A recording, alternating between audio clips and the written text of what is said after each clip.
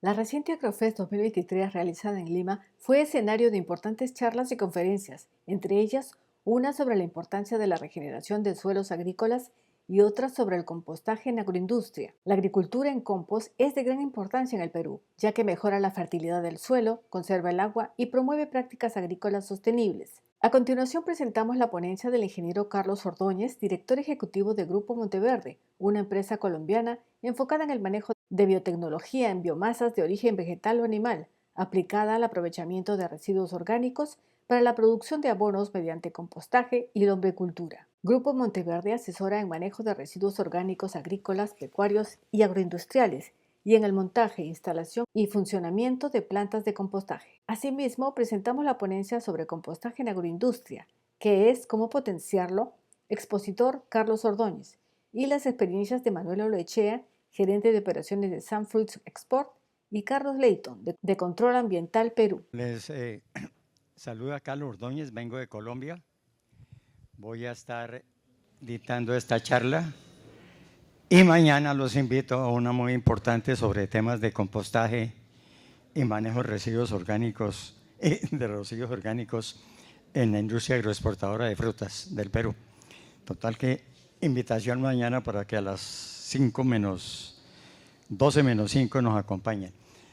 Hoy quería dejar unas inquietudes de un tema que se ha presentado con mucha importancia después de la pandemia, que es el tema de la regeneración de suelos agrícolas. Yo soy Carlos Ordóñez, ingeniero agrónomo. Llevamos en Colombia 25 años trabajando abonos orgánicos y particularmente los últimos 15 años nos convertimos en los referentes en Colombia y en Centroamérica para los temas de compostaje.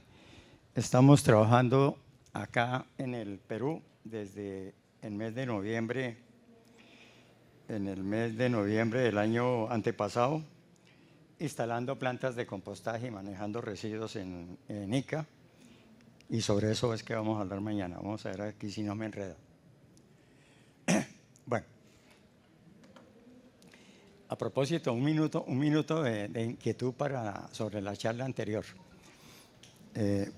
Arándano en Colombia hay 700 hectáreas, 300 agricultores. Aquí tenemos como 18.000, casi llegando a 20.000 hectáreas.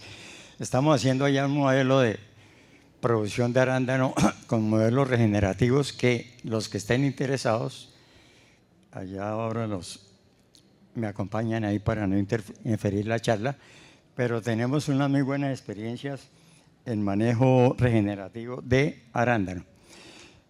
Los suelos. El suelo es un organismo vivo en el cual se generan múltiples interacciones entre los organismos vivos. Se nos olvida muchas veces el tema de suelos. Le damos más importancia a todo menos al suelo. Suministra los alimentos, las materias primas y otras necesidades para los seres humanos y animales. Este es uno de los 14 temas priorizados por Naciones Unidas en el tema de eso de la agenda de la OCC. Nosotros tenemos desde hace unos 6 o 7 años un trabajo muy intenso en Colombia. Lo queremos replicar acá, lo queremos comentar, queremos transmitir conocimiento por suelos. Y nos inventamos estos 3 componentes aquí: suelos sanos, limpios y productivos. Sanos, limpios y productivos, personas sanas, ambientes sanos. Sobre todo estos últimos 2 tienen que ver con el mensaje que dejó la pandemia, en el sentido de alimentarnos mejor, comer mejor, evitar pues tanta comida chatarra por una parte y tanto producto con tanto pesticida por otro lado. Hace un mes en la Universidad Nacional en Bogotá hicimos un foro y era curioso lo que pasó. Habíamos hecho unas entrevistas a señoras que hacen mercado en los supermercados y las filmábamos. Y todas las señoras eran chequeando, y señores también, la calidad, que no tenía carachitas, que no esté peladita, que no esté reguadita, cualquier cosita, todo lo externo. Y nadie, absolutamente nadie, habla de lo que va por dentro. Desgraciadamente hay muchos pesticidas que se aplican 3 días antes, 5 días antes, 8 días antes, 10 días antes de cosecha, ¿Y eso qué pasa? Que se lo come uno. Entonces nosotros en este plan de suelos limpios y productivos tenemos unos mensajes que queremos dejar. Comenzando con este gran mapa de América Latina. Mapa y cifras de degradación de suelos. Nosotros en Colombia estamos 40 y vamos llegando ya al 42%. México 44, mucho más grave. Costa Rica gravísimo también, pero menos. Ecuador lo mismo. Perú está alrededor de 40%. Chile 32%. Pudiéramos decir que en general la cifra está bordeando 40%. En el caso de la agricultura colombiana, que sembramos 7 millones de hectáreas, pues 7 millones por 40 son 2.800.000 hectáreas degradadas. Degradadas por 60 o 70 años de la mal llamada Revolución Verde, que afectó absolutamente todo. Además tenemos en proceso a nivel mundial un proceso de aumento de esa degradación. La cifra no va a bajar. La cifra en Colombia hace 10 años era 32 y hoy estamos en 42. Pero recién le estamos poniendo atención al tema de suelos, al tema de degradación y lógicamente al tema importante que es regeneración versus el tema de degradación. Bueno, esto es lo que, ya tenemos un desierto ya como aquí es muy frecuente en el Perú, zonas perdidas, zonas de palmas, zonas de pastos, es decir, tenemos un mapa de degradación de suelos un poco preocupante.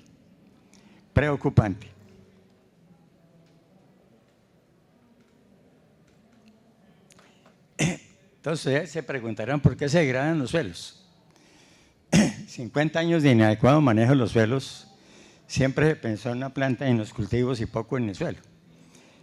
Recuerdo 40, 50 años atrás, en mis primeros años de agrónomo, en los cultivos de arroz era importante que los suelos quedaran completamente polvosos, 2 aradas, 3, 4 rastrilladas, mucho suelo polvo. Se dañaron estructuras, se perdió la materia orgánica, se perdió la microbiología, vinieron problemas graves y pegado a eso, ¿qué pasó? Uso excesivo de fertilizantes químicos, urea, 10-30-10, el triple 15, el DAP que me faltó ahí, herbicidas, unas bombas encabezando el tema del Roundup y bombas. Herbicidas, insecticidas y fungicidas, toda esa línea de SIDAS, todo ese uso excesivo de agroquímicos durante tantos años nos fue conduciendo poco a poco a estos detalles, ausencia de coberturas vegetales, porque en un momento dado las coberturas vegetales pues se les estigmatizó, los cultivos tenían que estar completamente limpios, no podía haber ninguna cosa que fuera maleza o veneza, tenía que estar pelado. Ausencia de coberturas vegetales contribuyó, deforestación sin control, no solamente en las zonas planas, sino en las zonas de ladera. Otro tema que ayudó a este gran problema de la degradación es siembra en zonas inadecuadas, además predominio de mucho monocultivo versus el tema de los policultivos. No hubo una rotación planificada de cultivos. Los efectos del calentamiento global, los inviernos fuertes, veranos intensos, eso ha contribuido y ahorita estamos noviembre, diciembre seguramente, por lo menos en Colombia está anunciado el fenómeno del Niño, que quiere decir un verano intenso, unos calores intensos, y cuando llueva, pues lluvias intensas. Nos han anunciado que vamos a tener fenómeno del Niño, y eso pues agravaría las cosas. Esto también, estos factores que están a la derecha también contribuyen, siempre en la misma dirección de la pendiente, en las zonas de climas medios. En Colombia todavía es muy común que la gente siembre en el mismo sentido la pendiente y eso nos agrava los problemas. Compactación, grave problema, el uso excesivo de maquinaria, el tema, por ejemplo, compactación en las zonas ganaderas, grave problema, impide la formación de raíces, tema inundaciones por otro lado, salinización, problemas de salinización muy delicados en los cultivos bajo invernadero, donde hasta las sales afloran, y entonces son suelos que hay que biorremediar. Biorremediar suelos salinos en áreas de invernadero. ¿Y quemas? Todavía estamos quemando. Imagínense, el siglo XXI y todavía quemamos. Todavía quemando la riqueza que tiene un suelo, que es la microbiología.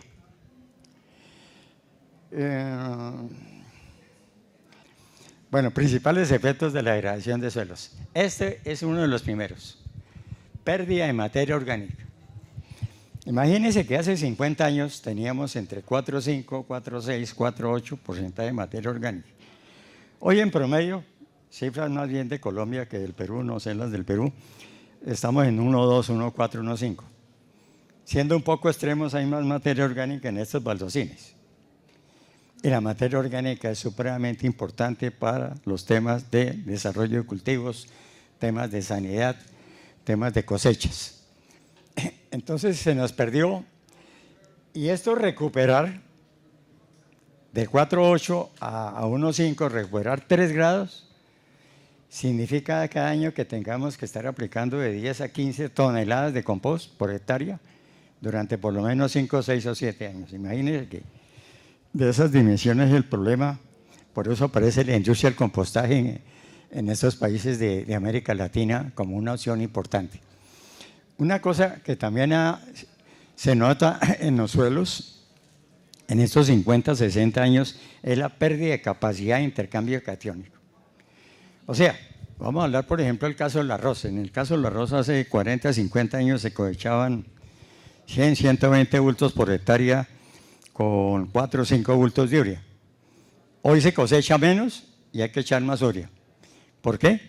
Porque se bajó la capacidad de intercambio catiónico, que es la capacidad que tiene el suelo de generar esa dinámica para que lo que está en el suelo, per se, o los nutrientes que yo aplico sean eficientemente tomados.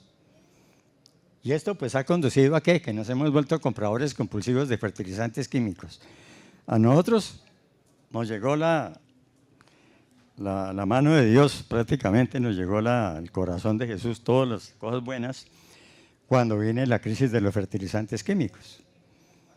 Urea, precios escandalosos el año pasado, el año antepasado, que nos abrió posibilidades a otras cosas diferentes, a urea, a triple 15, a DAP, a elementos menores. Entonces, ese segundo, mañana lo vamos a enfatizar allá en la presentación en el auditorio grande, porque a veces no se entiende qué es esto de la capacidad de intercambio catiónico y todavía la gente pregunta ¿que eso para qué es? ¿Y con qué se come? Pérdida de riqueza microbiológica en cantidad y diversidad, pues lógicamente. Suelos aplicados con cantidades altas de herbicidas, de pesticidas, laboreos intensos, quemas. Pues sencillamente se nos fue acabando la riqueza microbiológica en cantidad y diversidad. Aquí les voy a dar un ejemplo rápido, porque 30 minutos pasan a toda carrera. Los contrastes. ¿Alguno de ustedes sabe cuánto nitrógeno tiene el aire que estamos respirando? Bueno, Carlos debe saber, pero entonces quédese callado, porque ¿cuál es el porcentaje de nitrógeno que estamos aquí respirando? 70, 71, 72 y es gratis. 70, 71, 72 y es gratis. Está en el aire. En el suelo hay unos microorganismos nitrificantes que toman nitrógeno. Toman 30, toman 40, toman 50, toman 60 kilos de nitrógeno por hectárea por año, como si del cielo nos bajaran 2 o 3 bultos de urea, y gratis. Pero la microbiología en América Latina y en general en el mundo, ¿sabe cuánto se ha estudiado? ¿Cuánto ha estudiado la del Perú? Menos del 1%. ¿Cómo así que en el siglo XXI hay 1%? Es que no alcanza el 1, es el 0.6, el 0.7, el 0.8.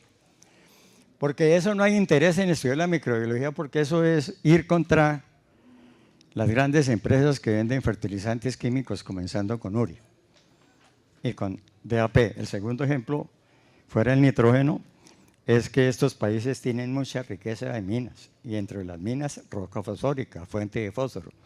Aquí en el Perú me han pasado el dato que hay minas de roca fosfórica. Pero sin embargo hay tendencia mundial para comprar DAP importado de los países del norte de Europa o Estados Unidos. Fosfato diamónico es mejor importar que explotar la roca fosfórica de estos países, que está en proporción de 4 a 5 a 1 peso. Entonces, esta microbiología se ha perdido. Lógicamente tenemos menos producciones, rentabilidades un poco más apretadas y muchas fincas, predios abandonados improductivos. Por ejemplo, acá, nosotros tenemos en Colombia unas zonas de clima frío que están abandonadas por fusario. Eran cultivos de lulo, de tomate de árbol, de cosas de esas solanáceas, y se fueron llenando de fusario, y el fusario entonces se volvió agresivo. Todo quedó abandonado. Cuando hoy tenemos herramientas tecnológicas con extractos vegetales, con muchas plantas aromáticas y medicinales y con algunos biocontroladores. Entonces, reflexiones que nos quedan, pero no nos podemos quedar llorando, porque pues, este es el problema. Soluciones a la degradación.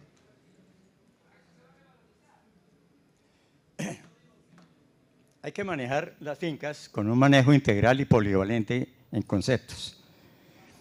Les voy a dar un ejemplo de cómo a veces nos parcializan, ¿no? Nos parcializan la mente. Hace unos 7 u 8 años en Colombia hubo un ataque berraquísimo de Burkholderia, un hongo del bañamiento de la panoja del arroz. O sea, el arroz crecía y todo, pero las panojas no daban granitos. El gremio de los arroceros trajo a Colombia los mejores científicos del mundo. El fitopatólogo, el entomólogo, todos los logos, todas esas vainas, eran los doctores, los berracos, los sabios, y cada uno daba su versión. Eso es como los médicos, ¿no? Que se especializan en el brazo derecho, y en el brazo derecho en el dedo chiquito, y en el dedo chiquito en esta puntica. Y se vuelve tan alta la especialización que eso ¿para qué sirve? Para ganar plata, pero para el común de la gente no. Entonces, en un foro técnico, a mí se me ocurrió hace 7 años hablar del tema de biorremediación de suelos arroceros. Eso, mejor dicho, me cayeron gorrazos, zapatazos. Biorremediación de suelos arroceros. Porque el suelo arrocero está sometido a altas cargas de pesticidas, de herbicidas, de insecticidas, de abonos, de todas esas vainas. Y pobre el cultivo, sosteniéndose a ver si da rentabilidad. Resulta que por eso escribimos aquí la palabra integral y polivalente. Entonces, lo primero que nos toca, que hacemos nosotros en el trabajo, es diagnóstico de las fincas para saber cómo están las cosas. Entonces, aquí vienen como una serie de posibilidades, de ideas que quedan. Laboreos de tierra con maquinaria de bajo impacto. Ahora ya ha pasado esa época en que las tierras tenían que quedar polvosas y completamente perdidas sus estructuras. Ahora tenemos un trabajo de tierras mucho más racional. Esto, labranza mínima, ojalá. En segundo lugar, rotación de cultivos. Rotación de cultivos, porque si volvemos monocultivo, pues tanto las plagas como las enfermedades se van a poner felices, porque pues, siempre están comiendo lo mismo y cada vez comen más y tal.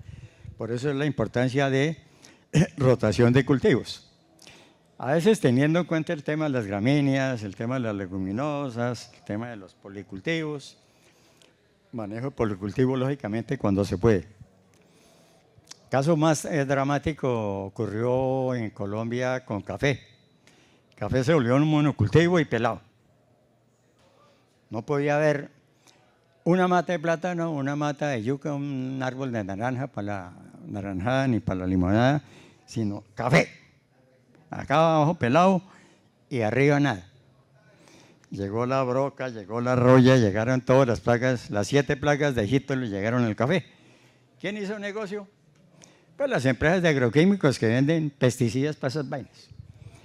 Las señoras, las esposas de los cafeteros, que son normalmente las que hacen mercado los domingos, cada vez que iban el domingo a hacer mercado lloraban. Eso, tenían el talego aquí y aquí el pañuelo secando de las lágrimas. Porque les tocaba comprar 2 cosas, el atado cilantro y la cubeta de huevos, que se puede producir en una finca cafetera o en cualquier finca pequeña. Porque arraigaron la gente mentalmente. Hoy la gente dijo, no, rebelémonos, ya no más. Entonces ya hoy tenemos zonas con café en regeneración, con policultivos, con cafés especiales, con cafés de origen en el mercado mundial. Y Perú, que tiene una zona importante de café, de cacao que hay que trabajar, pues nos toca llevar esos conceptos de los policultivos. Este último acá en esta filmina, uso de coberturas o acolchados verdes, es imposible pues hacer agricultura con suelos pelados. Temas de radiación o temas cuando llueve mucho, lavados. Sin embargo, se nos ha olvidado que hay una gran posibilidad de coberturas con acolchados verdes, con plantas.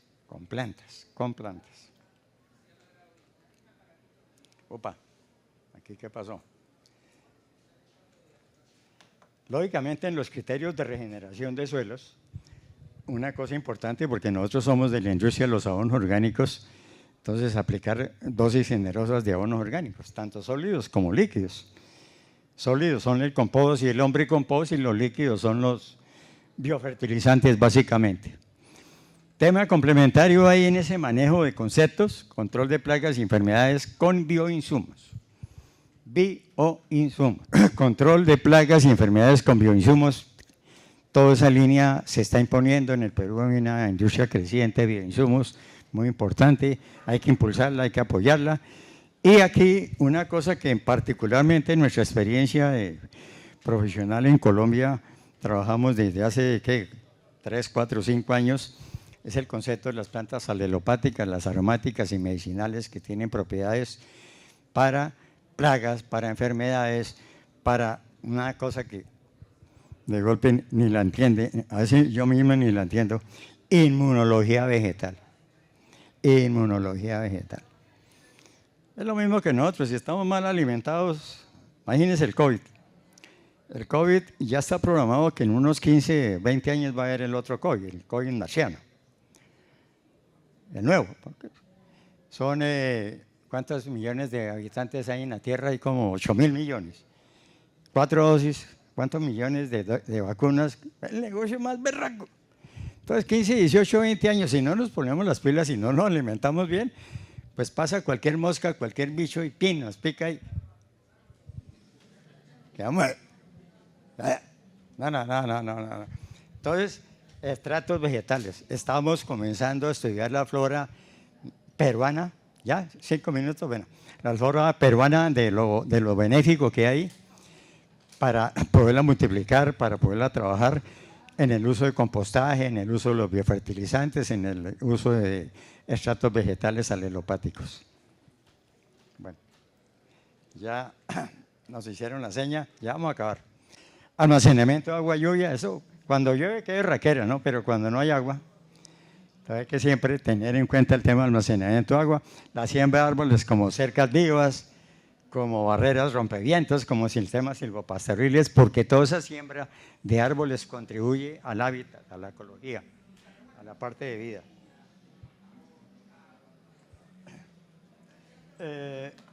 Estas son mis coordenadas, Carlos Ordóñez, mis números. 3, 4 preguntas aquí rápidamente a ver si las hay. ¿Me presta el micrófono, porfa? A ver, un voluntario que se arriesga a hacer una pregunta. Aquí mi amigo. Gracias. Yo quería sembrar tara en mi terreno y he hecho una limpieza, pero he dejado ahí los árboles, ¿no? Y solamente el monte pequeño le he cortado. Y entonces me dicen, no va a crecer porque las plantas necesitan sol. Y yo más o menos tengo una idea de que, como usted lo acaba de confirmar, de que no hay que quemar, ¿no? Porque generalmente allá nosotros quemamos. Barbaridad. Entonces yo quisiera, si eso, o sea, ¿qué tengo que hacer para que la plantita crezca? Pues porque me dicen, no, chalea, tumba todo. Pero mire, es que la naturaleza es sabia, los que somos brutos somos nosotros, la naturaleza es sabia. Vayan ustedes a una selva, allá la selva peruana, allá tengo que ir en estos días a ver unos cultivos de palma africana, entonces me dicen que la selva peruana está por allá. Pues en las selvas que hay, nadie ha tocado eso. Hay árboles de un tipo, de otro tipo, arbustos, plantas medianas, plantas rastreras, plantas de enredadera. La naturaleza es sabia. El que rompe todo el equilibrio es el ser humano.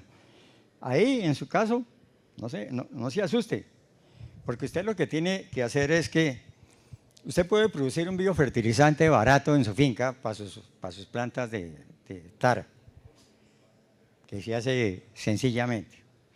Ahora, si quiere ampliación, ahí lo espero ahí en el espacio donde me dejaron acá. Y ahí está el Grupo Monteverde, ahí le hago una explicación rápida, No se asuste, eso hay que convivir con unas y otras. ¿Otra pregunta? No, pero esta gente ya me ha hecho no. Por la hora del almuerzo, claro que sí. Bueno, los invito mañana, faltando 5 para las 12, auditorio grande, una charla, un panel que vamos a tener sobre compostaje industrial y su potencial en la agroindustria exportadora de frutas del Perú. Ingeniero, una preguntita. Una preguntita última. He querido comprar abono. Yo estaba preguntando el 2020. Me dicen es muy fuerte. Y algunos me dicen ponle el 15-15. Y ahí le he visto que se está aumentando pues la dosis. Entonces, ¿cuál es el más adecuado? Mire, eso no hay fórmulas absolutas porque pues eso es difícil. Pero cuando yo puedo producir con mis residuos un compost, mire, estaba haciendo cola para entrar acá. Entonces me tocó ahí una señora y una niña. Les digo, ¿y ustedes qué vienen aquí, expositores o qué? No, venimos a conocer la feria. Somos productores de pulpa de mango en el norte del Perú. Exportan pulpa de mango. Le digo, exportan pulpa de mango. Ustedes generan alto residuo. Yo sí. Todas las cáscaras y las pepas. ¿Qué hacen con eso? Yo no, pues hay un señor que tiene cerdos y se lleva una parte y para los cerdos, otro que tiene unas vacas, Le digo, bueno, usted podría producir un lombricultivo. Lombriz roja californiana alimentada con esos residuos porque son hermosos, porque son dulces. De hecho, la lombriz se pone feliz cuando ve residuos de mango. Inquietudes, los atiendo aquí afuera. El tiempo se acabó, lástima que eso sea tan corto, pero muchas gracias por la atención.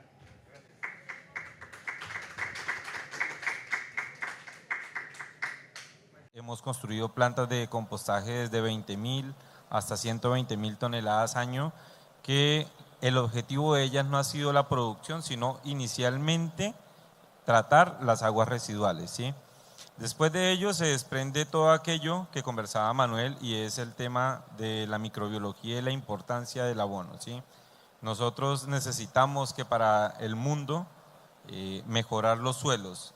Si bien el sector agroexportador se acopia en su mayor cantidad en el litoral pacífico, los suelos del litoral pacífico tienen 0.5% de materia orgánica. O sea, tenemos un déficit de 10 veces lo que se requiere, perdón, de 100 veces lo que se requiere para que el suelo sea un suelo productivo. Entonces, pues sin duda alguna, el proceso de compostaje aporta esta materia orgánica, aporta esta microbiología que sintetiza los nutrientes, que capta los nutrientes del ambiente y se los entrega a la planta para que ella, en vez de gastar energía tratando de consumir los nutrientes, los centralice y los genera en producción, y como dice Manuel, básicamente los cultivos son mucho más productivos, son mucho más sanos. bajamos los costos operativos en consumos agroquímicos, en fitosanitarios y convertimos los cultivos en algo más ecoamigable al medio ambiente, ¿sí? Entonces, esa es la experiencia nuestra básicamente como gracias, proceso. Carlos. Bueno, aquí hay una pregunta que es doble. La primera, los obstáculos que han tenido o que han visto en el desarrollo de la industria del compostaje en sus propias experiencias. Y segundo, las oportunidades que también están viendo a nivel de las dos empresas que nos acompañan. Manuel. Bueno, las oportunidades que tenemos son muchas y hay que comenzar a entender que esto no es esa sostenibilidad en plan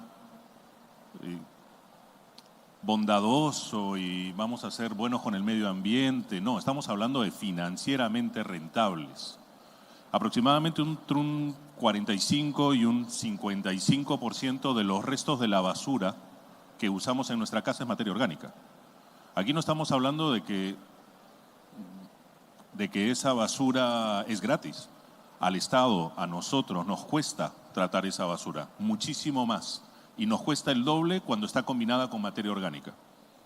Entonces, desde el comienzo ahorramos si es que comenzamos a cambiar nuestra visión sobre cómo debemos de tratar nuestros restos orgánicos. ¿Vieron los incendios que hubieron en Cusco el año pasado? Todos esos incendios comenzaron por la quema de restos de cultivos, por restos de ramas, por follaje, por parte de los agricultores. O sea, hay muchos problemas que no tienen que ver exactamente con el compost. No estamos hablando, oye, vamos a hacer compost para la agricultura, pero hay muchos problemas que podemos solucionar a través de una cultura más dirigida al compostaje. Compostar los restos agrícolas, hacer la división y la separación de residuos orgánicos en las ciudades para reducir los costos sociales del tratamiento de nuestras basuras, reducir la contaminación medioambiental que produce la emisión de gases de efecto invernadero por la putrefacción de los restos orgánicos en vez de su compostaje, o incluso el tratamiento de aguas residuales. Prácticamente en el Perú el 80% de las aguas residuales no son tratadas adecuadamente. Y el otro 20%, yo no me creo los números de que digan que sí están tratados adecuadamente, se lo firmo. El compostaje es un modelo en el cual podemos aplicar también formatos de tratamiento de aguas residuales para utilizar la nitrificación como usamos nosotros o otros modelos que hemos estado hablando con Carlos. Entonces, creo que la mayor oportunidad es esa, no ver el compost solo como el compost en sí, sino qué actividades podemos llevar alrededor para que se desarrolle un formato de compostaje que reduzca otros costos relacionados a nuestra forma de vida y nuestra forma de gestionar el medio ambiente. Dificultades, cambiar el chip, cambiar el concepto. Nosotros hemos tenido ingenieros que nos han dicho hay que ponerle nitrógeno, hablar sobre la fertilización que necesitamos los campos, pero cuando les hemos enseñado, oye mira, cuando lo pusimos aquí con el compost, las raíces se crecieron mucho más, no, pero igual tengo que ponerle enraizante.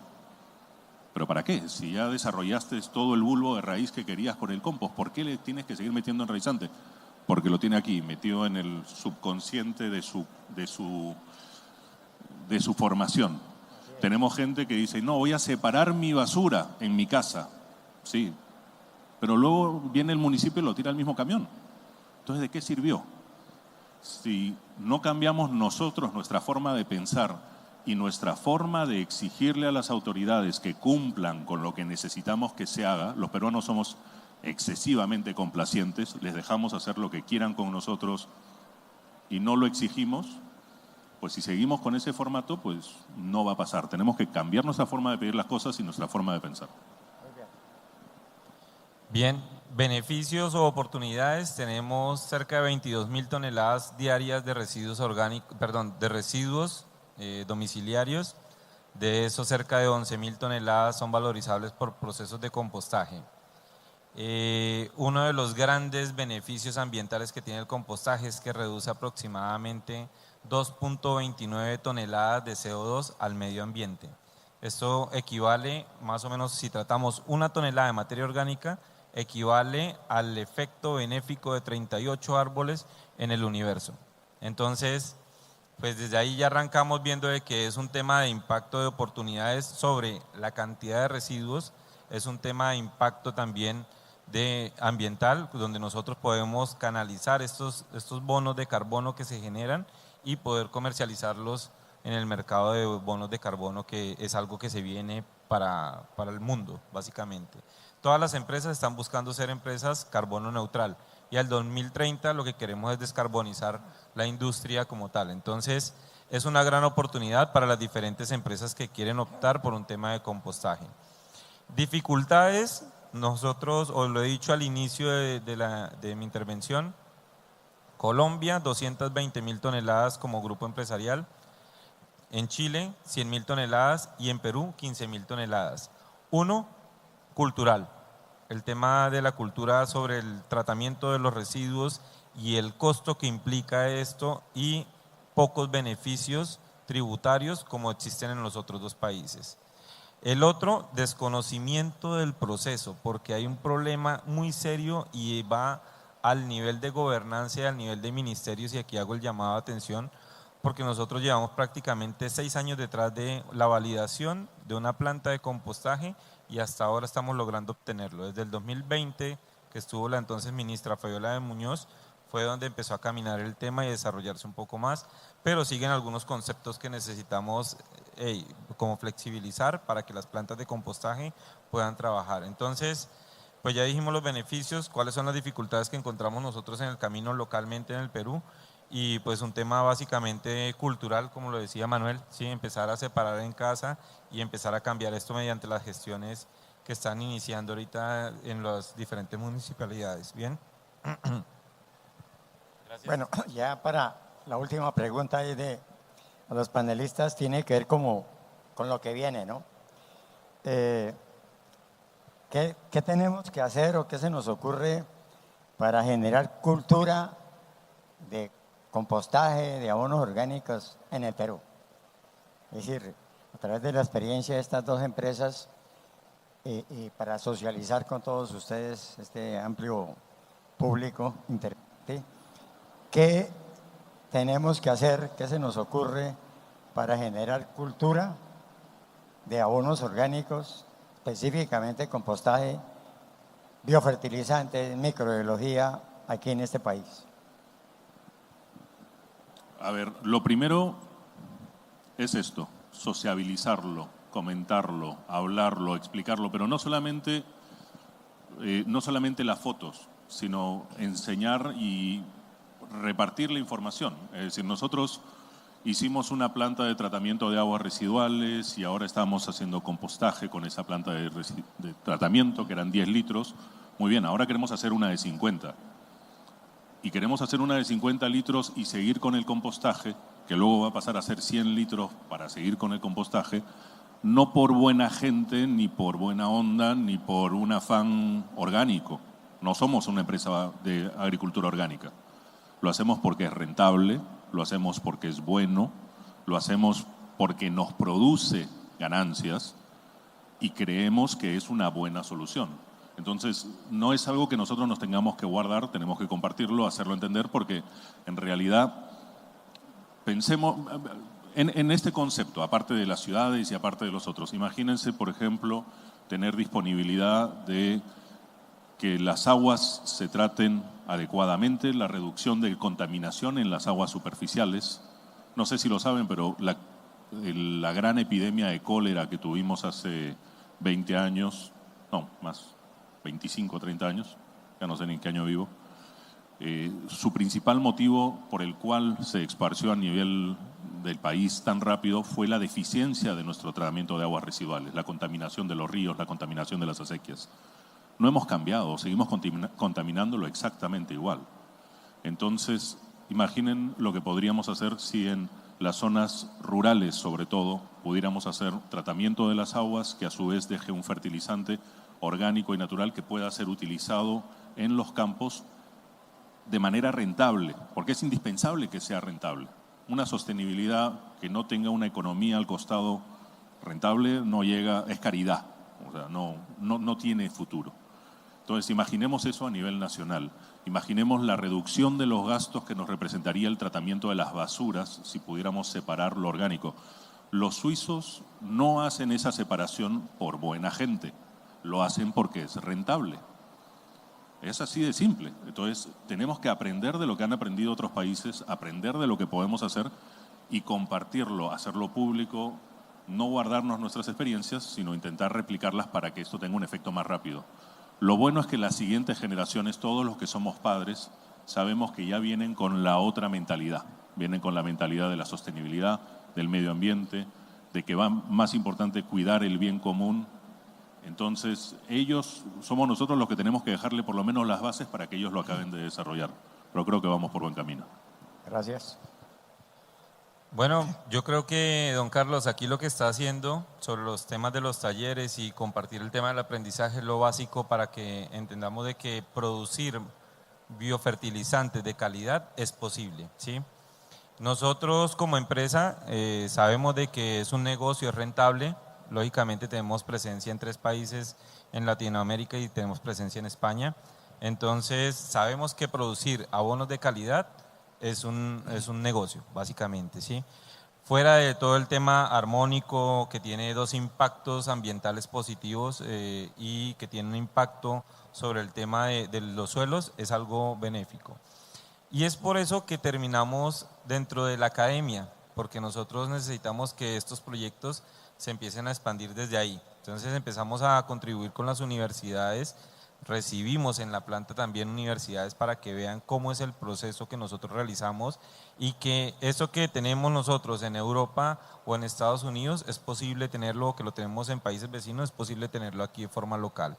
Entonces, sin duda alguna, la mejor forma es la educación. Una segunda para convencernos es saliendo de aquí en el stand hay unas pequeñas muestras de compost que podemos utilizar y que podemos sembrar algunas semillitas de tomate y empezar a ver cómo cambian o cómo son los frutos y la diferencia que tenemos. Entonces esto nos va a ayudar a que empecemos nosotros a tener esa conciencia verde y cambiar nosotros el tema de segregación y optar por opciones mucho más viables y amigables con el medio ambiente y que en realidad retornan al ciclo como tal y nos permiten nuevamente tener alimentos de calidad como lo han tenido nuestros abuelos o nuestras antiguas generaciones. ¿Bien? Bueno, para hacer un cierre, entonces, como 2 cositas ahí. La primera, hay que hacer mucha transferencia de conocimiento.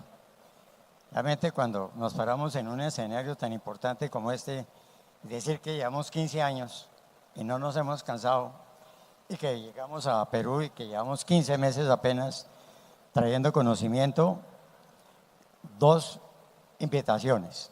La primera, más que invitaciones, como comentario. Esta mañana tuve oportunidad de reunirme media hora con Gabriel Alamar, haciendo una proyección de este esfuerzo de venir a Colombia, de venir a Perú y hablar de esto. Y en principio estamos hablando de hacer un taller para 50 personas en la zona de Olmos, en el norte del Perú, compostaje industrial.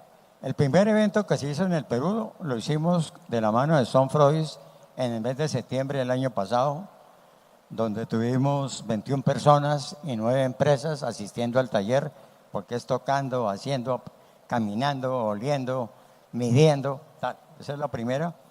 La segunda, seguramente el año entrante en los programas de AGAP vamos a poder pensar en hacer alguna actividad académica, transferencia importante, porque todo el conocimiento no se lo puede uno guardar, sino hay que contarlo, hay que transmitirlo, hay que hacer ensayos, generar las dinámicas. Y finalmente, aquí a la salida frente a Procítricos, vamos a estar ahí porque es el stand que nos asignó AGAP.